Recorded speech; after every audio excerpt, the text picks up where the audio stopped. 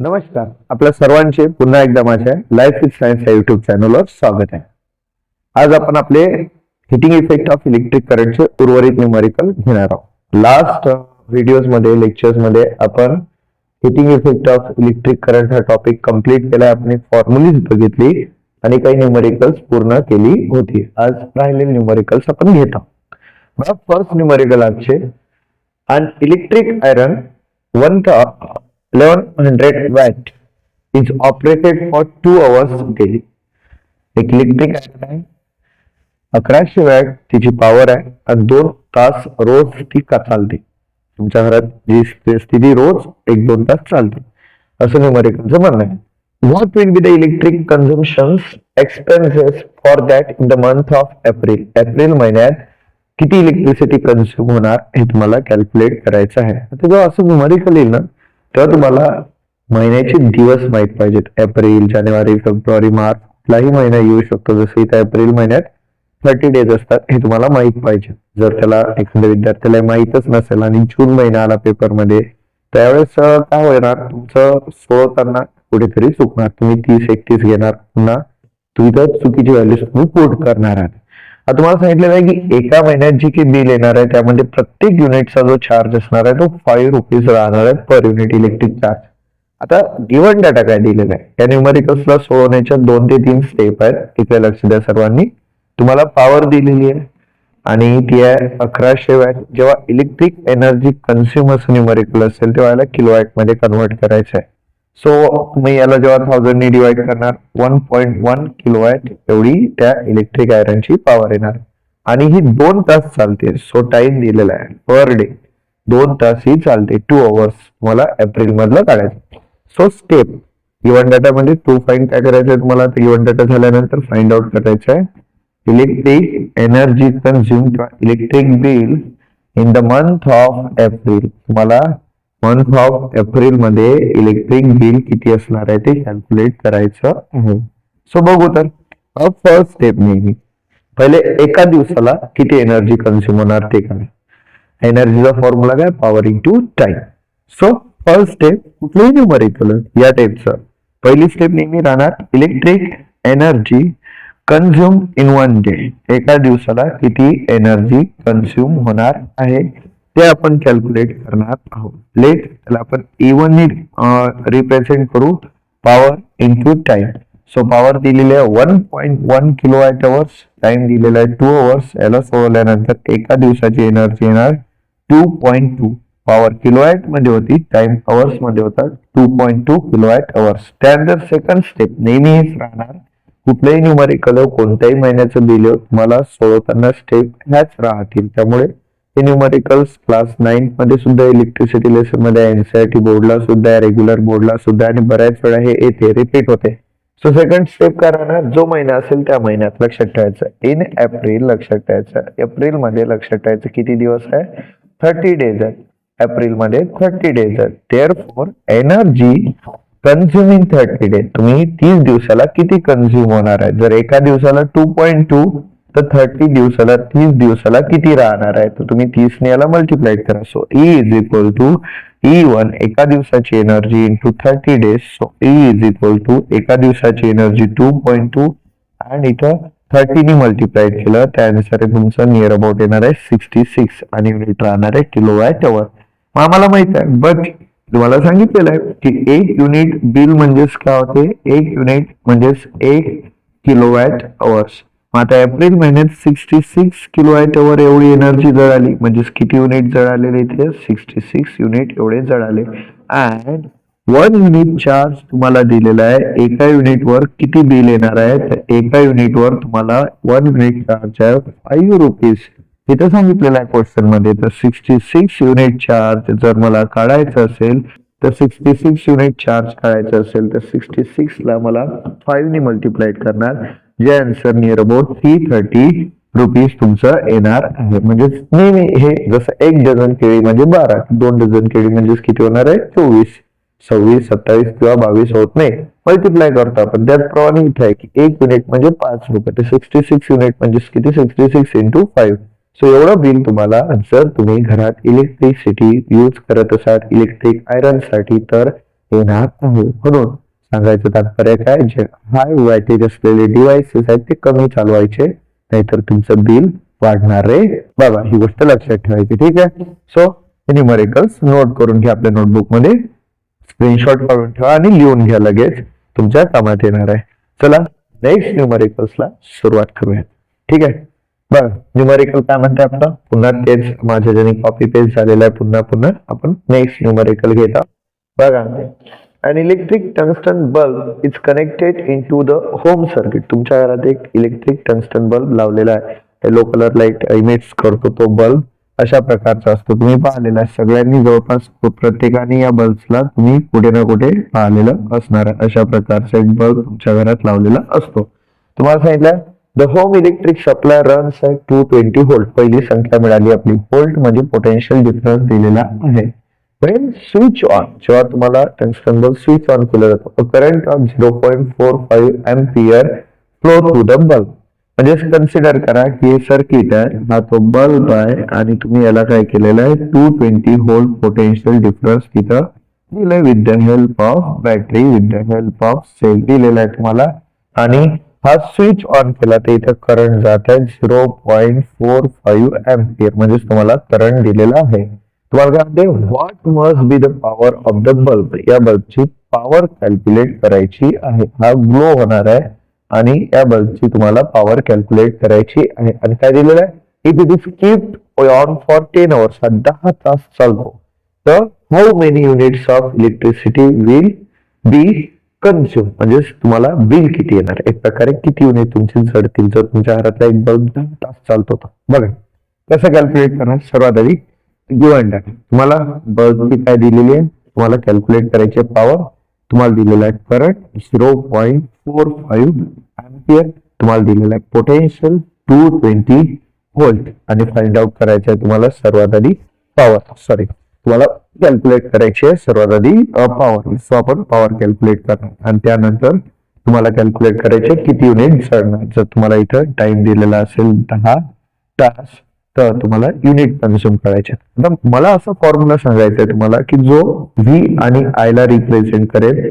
So P is equal to, formula आहे V I, आम्हाला P काढायचा आहे. So P is equal to V दिलेला आहे 220, आय दिलेला आहे 0.45. तुम्ही याला सोडून बघा, तुमचं कॅल्क्युलेशन तुम्हाला इझी वेने करायचं आहे, गुणाकार करायचं आहे. सिंपल 220 इंटू 0.45, तुमचा आन्सर येणार आहे 99. आता युनिट काय राहणार आहे, तर मग आपण व्होल्टेज पोटेन्शियल व्होल्ट मध्ये घेतलंय, करंट एम्पियर मध्ये घेतलंय, एसआय युनिट आहे, तिथे युनिट राहणार आहे वॅट.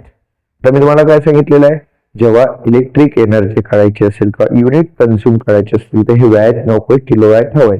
मग याला किलोवॅट मध्ये कन्वर्ट करायचं असेल तर 1000 ने डिवाइड करायचं आहे, तर 0.099 किलोवॅट एवढी पॉवर कन्झ्युम केली जाणार आहे. जर एक बल्ब हा नियर अबाउट, लक्षात ठेवायचं, 10 तास चालणार असेल, 220 व्होल्ट पोटेन्शियल असेल, 0.45 एम्पियर करंट ड्रॉप करत असेल, तर त्या ठिकाणी त्याची पॉवर एवढी आहे. आता एनर्जी कन्झ्युम काढायची आहे, तर एनर्जी कन्झ्युमचा फॉर्म्युला सिंपल आहे. तुम्हाला 10 तासासाठी energy consume E is equal to P into T. So power दिलेली आहे तुम्हाला या ठिकाणी 0.099 आणि इथं टाइम दिलेला आहे 10. So E is equal to, इथं 10 ने मल्टिप्लाय केले 0.99 किलोवॅट अवर्स, म्हणजे 0.99 किलोवॅट अवर्स एवढी एनर्जी कन्झ्युम होणार आहे.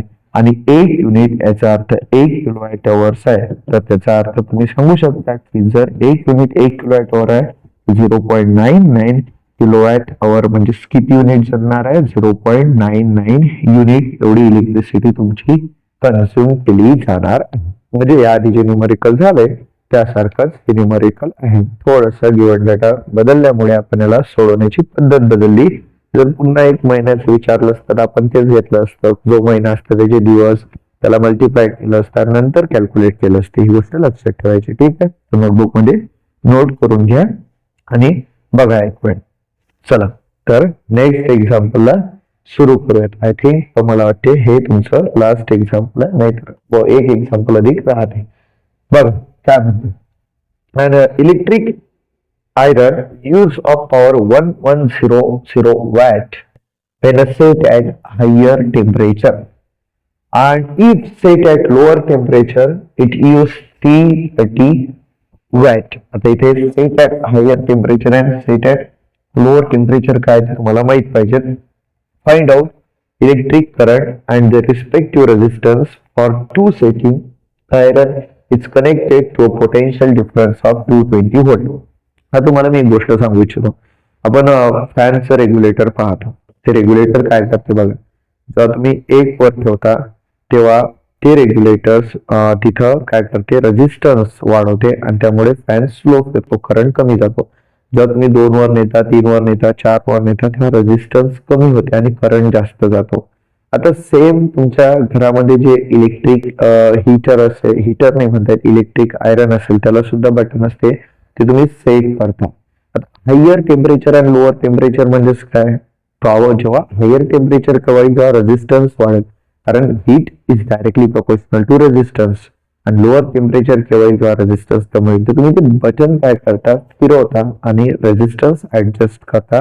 आणि इलेक्ट्रिक आयरन मध्ये किंवा कुठल्याही हिटिंग इफेक्ट वर चालणाऱ्या डिव्हाइस मध्ये रेजिस्टन्स बदलल्यामुळे हीट ची जी व्हॅल्यू आहे किंवा हीट प्रोड्यूस होणारी जी आहे तिची किंमत कमी जास्त केली जाऊ शकते. मग आता इथं समजण्याच्या गोष्टी आहेत, त्या तुम्हाला एकच इलेक्ट्रिक आयरन आहे आणि 2 वेगवेगळ्या कंडिशन्स दिलेल्या आहेत. आपण 2 वेगवेगळ्या कंडिशन्सला सोडवण्याचा प्रयत्न करू. केस 1 काय म्हणते तुम्हाला की ती आयरन 1100 वॅट एवढी पॉवर खाते जेव्हा ती हायर टेम्परेचरला असणार, मात्र पोटेन्शियल बदलत नाही, कारण तुम्ही घरात येणाऱ्या इलेक्ट्रिसिटीचं पोटेन्शियल बदलत नाही, तुम्ही इनपुट बदलत नाही, फक्त तुम्ही इलेक्ट्रिक आयरनलाच काय करत आहे, सेट करत आहे.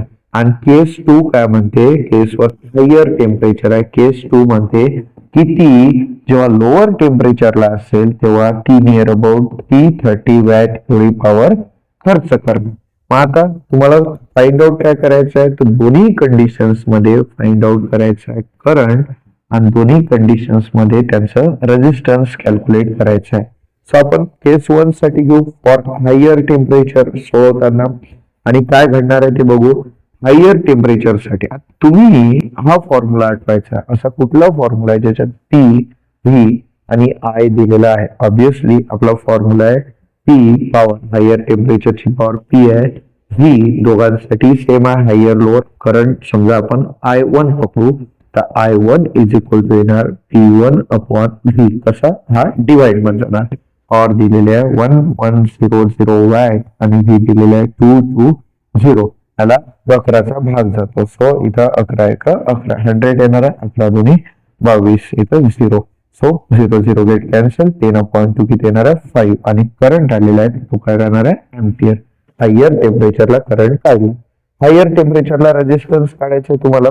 आता I भेटला, V माहित आहे, V is equal to IR, हा फॉर्म्युला तुम्ही यूज करू शकता. किंवा P माहित आहे, V माहित आहे आणि तुम्हाला R काढायचं आहे, तर P is equal to V square by R, हा फॉर्म्युला सुद्धा तुम्ही यूज करू शकता.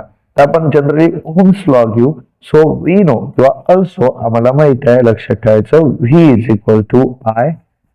आता V बदलणार नाही दोन्ही केस मध्ये, करंट I1 आहे, रेजिस्टन्स R1 आहे, therefore R1 is equal to V by I1. काय केलंय तुम्ही या ठिकाणी की I1 काढल्यानंतर R1 काढण्यासाठी I1 ची मदत घेतली, आणि इथं V तुम्हाला दिलेला आहे 220 व्होल्ट आणि करंट तुमचा आलेला आहे 5 एम्पियर. याला तुम्हाला सोडून पाहायचं आहे. 220 ला जर तुम्ही 5 ने डिवाइड केलं तर तुमचा आन्सर येणार आहे या ठिकाणी 44. 44 ओहम एवढा रेजिस्टन्स राहणार आहे जेव्हा तुम्ही याला काय करणार आहे, हायर टेम्परेचरला सेट करणार आहात. आता लोअर टेम्परेचरला सेट करणार, कन्सिडर करा, लक्षात ठेवायचं फॉर लोअर टेम्परेचर. हायर टेम्परेचरचं झालं, सेम स्टेप तुम्हाला फॉलो करायला लागणार आहे. लोअर टेम्परेचरला तुम्हाला करंट काढायचा आहे, पॉवर दिलेली आहे, V दिलेली आहे, लक्षात ठेवायचं. तो फॉर्म्युला काय येणार आहे, P2 is equal to V I2. I2 काढायचा असेल तर मला फॉर्म्युला यूज काय करावा लागणार, हा V डिवाइड मध्ये आणावा लागणार, P2 upon V. P2 power आहे 330 वॅट आणि V2 आहे 220 व्होल्ट. 0 0 गेट कॅन्सल, पुन्हा 2 चा भाग जातो, 11 चा भाग जातो, 3/2 1.5 आणि करंट येणार आहे एम्पियर. त्यानंतर मला करंट भेटला, पोटेन्शियल माहिती आहे, रेजिस्टन्स काढायचा आहे. ऑल्सो मी फॉर्म्युला यूज करणार V is equal to I2 R2. So R2 is equal to V upon I2. V येणार आहे 220 व्होल्ट आणि करंट येणार आहे 1.5. 0.5 ला जर आपण डिवाइड केलं तर नियर अबाउट आन्सर येणार आहे 146 आणि रेजिस्टन्स आहे ते युनिट काय राहणार आहे ओहम. सो अशा प्रकारे आपण काय केलेलं आहे, दोन वेगवेगळ्या कंडिशन साठी इलेक्ट्रिक आयरन सेट केल्यानंतर करंट आणि रेजिस्टन्स कॅल्क्युलेट केलेलं आहे. सो तुम्हाला असं इलेक्ट्रिक आयरनच नाही, एखाद्या दुसऱ्या डिव्हाइसचं सुद्धा न्यूमरिकल येऊ शकते, ही गोष्ट लक्षात ठेवायची. चला आपलं लास्ट एक्झाम्पल आपण घेऊयात, याला एक वेळ मी नोट करून घ्या. बघा तर मग लास्ट एक्झाम्पल काय म्हणते आपलं की 6 metre long wire made from an alloy nichrome. एक वायर आहे जी नायक्रोम अलॉय पासून बनवलेली आहे. आता अलॉय म्हणजे to or more metal or non metal homogeneous mixture, त्याला अलॉय म्हणतात. It shape into a coil, अशा कॉइल मध्ये ती कन्व्हर्ट केलेली आहे. त्यानंतर काय म्हणते, for producing heat it has a resistance of 22 ohm. म्हणजे इथे तुम्हाला काय दिलेलं आहे गिवन डाटामध्ये, गिवन डाटामध्ये दिलेलं आहे की जर वायरची लांबी 6 मीटर असेल तर रेजिस्टन्स या ठिकाणी तुम्हाला इनिशियली 22 ओहम एवढं राहणार आहे. So can we get more heat if the wire is cut into half. म्हणजे तुम्हाला सांगायचं आहे जास्त हीट मिळणार की नाही मिळणार जर वायर हाफ केली, म्हणजे लेंथ इथं 3 मीटर केली तर तुम्हाला कॅल्क्युलेट करायचं आहे की या ठिकाणी रेजिस्टन्स कमी होणार, त्या केसमध्ये जास्त हीट भेटणार की नाही. तुम्हाला हे माहित पाहिजे की resistance is directly proportional to length. As the length increases resistance increases, as the length decreases resistance decreases. Length half झाली तर रेजिस्टन्स सुद्धा सेकंड केस मध्ये हाफ होणार आहे, 11 ओहम राहणार आहे. फाइंड आउट करा की for getting energy the two ends of wire connected to a source with potential difference 220 volt. Potential difference मात्र बदललेला नाहीये, कोणत्या केस मध्ये जास्त एनर्जी प्रोड्यूस केली जाणार आहे. आता अशा केसेस मध्ये तुम्ही पॉवर कॅल्क्युलेट करायची आहे का, कारण जिथे जास्त पॉवर खर्च होईल तिथे जास्त एनर्जी कन्झ्युम होईल, जिथे कमी पॉवर खर्च होईल तिथे कमी एनर्जी कन्झ्युम होणार. तुम्हाला व्ही दिलेला आहे दोन्ही केसेस साठी कॉमन आहे आणि रेजिस्टन्स दोन्ही केसेस मध्ये दिलेला आहे. इथे तुम्हाला एक कॉमन लॉजिक स्वतः लावावं लागेल की रेजिस्टन्स हाफ होणार आहे जर वायरची लेंथ हाफ झाली तर. मग आता इथं तुम्हाला व्ही दिलेला आर दिलेला पी काढायचा, दोन्ही केसेस साठी पी काढायचा आणि पी जर खरंच वाढत असेल तर आपण सांगू शकतो की रेजिस्टन्स कमी झाल्यामुळे पॉवर जास्त खर्च केली जाणार आहे मला हीट एनर्जी प्रोड्यूस करण्यासाठी. मग आता इथं बघा काय म्हणायचं आहे मला, केस 1 साठी वी नो, पहिले फॉर्म्युलाज लिहून घेऊ आपण. आपला formula we know P is equal to formula V square by R. आता फॉर केस 1 किंवा फर्स्ट केस मध्ये for length L is equal to, तुमची जेव्हा लेंथ एल 6 मीटर असेल तर power P1 is equal to तुम्हाला पॉवर तुम्हाला काढायचे, P1 is equal to V square by R1. V square इथं व्ही ची व्हॅल्यू 220 आहे त्याचा स्क्वेअर आणि R1 ची व्हॅल्यू तुम्हाला 22 आहे. So P1 is equal to 220 square न करता 2 वेळा मल्टिप्लाय करा, भागेला 22, इथं सरळ सरळ 1 चा भाग जाणार आहे. So P1 is equal to 2200 watt. ही झाली तुमची पहिल्या केस मध्ये लेंथ 6 मीटर असताना. फॉर लेंथ इथं आता लेंथ रिड्यूस केली तुम्ही, L is equal to 3 metre second case मध्ये, तर फाइंड आउट करा पॉवर किती. P2 is equal to V square by R2. V इथं 220 आहे, 220 चा स्क्वेअर, R2 तुम्हाला दिलेला आहे ठिकाणी 11. सो P2 कॅल्क्युलेट करायचं आहे, पुन्हा 220 चा स्क्वेअर न करता 2 वेळा मल्टिप्लाय करा, नथिंग बट तुम्ही स्क्वेअरच करत आहात, इथं 2 चा भाग जाणार आहे. सो P2 220 इंटू 20 जर घेतलं तर 4400. सो तुम्ही बघू शकता केसमध्ये P2 is greater than P1. त्याचाच अर्थ काय राहणार आहे, more heat produce by reduce. लक्षात ठेवायचं, more heat produce after reducing or इथं म्हणू शकता cut into half of its original length. Wire half of its original length मध्ये कट केल्यानंतर जास्त हीट प्रोड्यूस केली जाणार आहे. सो अशा प्रकारे आपण हिटिंग इफेक्ट वरील क्लास 10 चे न्यूमरिकल्स कंप्लीट केलेले आहेत. जर तुम्हाला एखादा न्यूमरिकल्स तुम्हाला अडलेलं असेल किंवा येत नसेल तर तुम्ही कमेंट सेक्शन मध्ये ते लिहून पाठवू शकता, सांगू शकता. त्याला मी पुढील लेक्चर्स मध्ये किंवा पुन्हा एक वेळा रिव्हिजन घेताना नक्कीच सोडून देणार आहे. त्या व्यतिरिक्त जर तुम्हाला काही अडचणी असतील तर तुम्ही सांगायचे आहेत. आणि सोबतच पुढे सुद्धा भरपूर लेन्सेस, स्पेस मिशन आणि अदर भरपूर टॉपिक्सवर, इम्पॉर्टंट टॉपिक्सवर लेक्चर्स, डायग्राम्स आहेत ते न्यूमेरिकल्स या यूट्यूब चॅनलच्या माध्यमातून आपल्यापर्यंत पोहोचणार आहेत. सोबतच ऍक्टिव्हिटी सुद्धा जुळून राहण्यासाठी चॅनलला सबस्क्राईब करा आणि आपल्या मित्रपरिवारामध्ये कोणी 10वी मध्ये असेल, नातेवाईकांमध्ये, तर त्यांना इथं हा व्हिडिओ ही चॅनलची लिंक नक्कीच शेअर करा जेणेकरून त्यांना मदत मिळणार. So tata, bye bye and see you.